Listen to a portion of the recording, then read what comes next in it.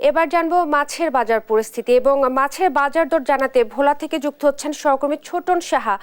ছোটন, মাছের বাজার দর কেমন দেখছেন জানাবেন আমাদেরকে। ইশরাত, আজকেও ছুটির দিনে কিন্তু মাছ এবং মাংসের বাজারে কিন্তু এখনো সুখবর নেই। আমরা বাজারে ঘুরেছি এবং ক্রেতা বিক্রেতাদের সাথে কথা বলেছি।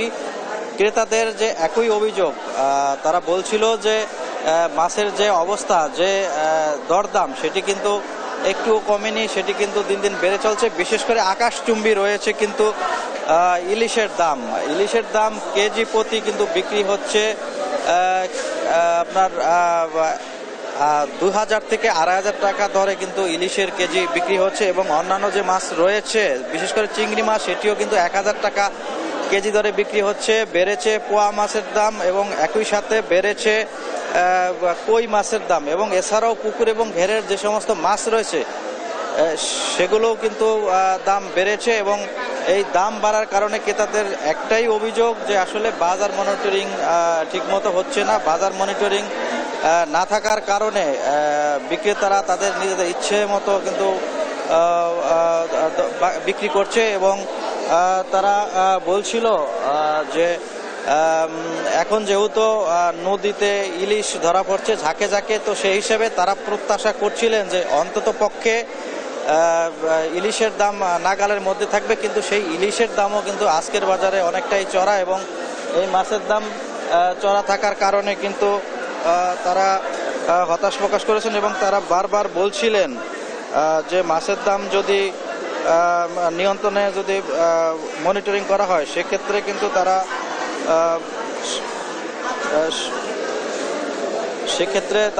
নাগালের মধ্যে কিন্তু থাকবে, এমনটি কিন্তু তারা আমাদেরকে বলছিল এবং বিক্রেতারা বলছিল যে আসলে যে ঘাট থেকে তারা যে মাছ কিনে আনছেন সেটি তাদের চড়াও মূল্যে কিনে আনতে হচ্ছে এবং যে কারণে তারা স্থানীয় বাজারেও কিন্তু বেশি দামে বিক্রি করছে। একই সাথে আমরা মাংসের বাজারও ঘুরেছি এবং মাংসের বাজারে যেমনটি দেখেছি, বিশেষ করে গরুর মাংস 750 টাকা, যেটি আগেও এই দামে ছিল, এবং খাসির মাংস কেজি প্রতি বিক্রি হচ্ছে 1000 টাকা দরে। অর্থাৎ এই যে গরু এবং খাসির মাংসের দাম স্থিতিশীল রয়েছে। তবে সুখবর রয়েছে অন্যান্য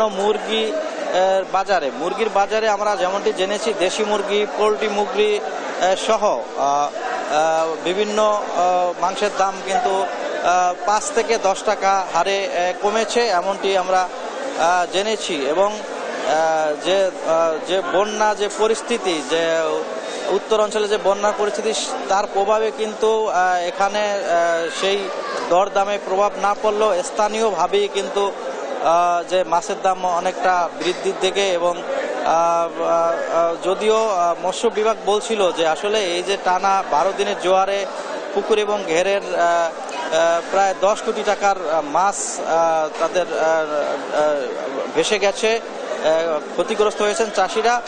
তারপরে স্থানীয় বাজারে দেশীয় মাছ রয়েছে, পুকুর ঘেরের মাছ রয়েছে, কিন্তু সেই মাছের দামও চড়া। কাতাল মাছ কিন্তু এবং রুই মাছ কিন্তু আজকের বাজারও আমরা দেখেছি 300 থেকে 500 টাকা প্রকার ভেদে বিক্রি হচ্ছে এবং পোয়া মাছ রয়েছে, পাবদা মাছ রয়েছে, সেগুলো কিন্তু 400 থেকে 500 টাকা কেজি দরে বিক্রি হচ্ছে এবং ক্রেতাদের অভিযোগ এবং ক্রেতারা বারবারই একটু যদি এখনকার চিত্র দেখাতে চাই যে আসলে এখন যে মাছ বাজারের যদি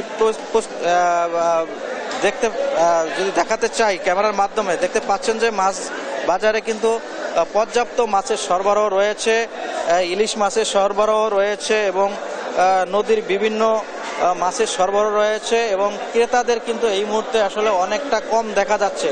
অন্যান্য দিন তুলনায় কিন্তু এ সময়টায় ক্রেতাদের কিন্তু ভিড় থাকে এবং ক্রেতারা তাদের যে চাহিদা অনুযায়ী মাছ কিনে নিয়ে যান, কিন্তু আজকের বাজারে এসে তারা অনেকটা হতাশ প্রকাশ করছেন, তারা ক্ষোভ প্রকাশ করছেন, কারণ তারা প্রত্যাশা করছিলেন যে কিছুটা হলেও মাছের দাম নাগালের মধ্যে চলে আসবে, কিন্তু মাছের দাম এখনও নাগালে না আসার কারণে তাদের দাবি যাতে বাজার মনিটরিং করা হয়। তো এ ছিল আমার কাছে ভোলার মাছ এবং বাজারের দরদাম নিয়ে সর্বশেষ তথ্য। ফিরে যাচ্ছি স্টুডিওতে ইশরাতের কাছে। ইশরাত, আপনাকে ধন্যবাদ। ভোলা থেকে মাছের বাজার দর জানাচ্ছিলেন সহকর্মী ছোটন সাহা।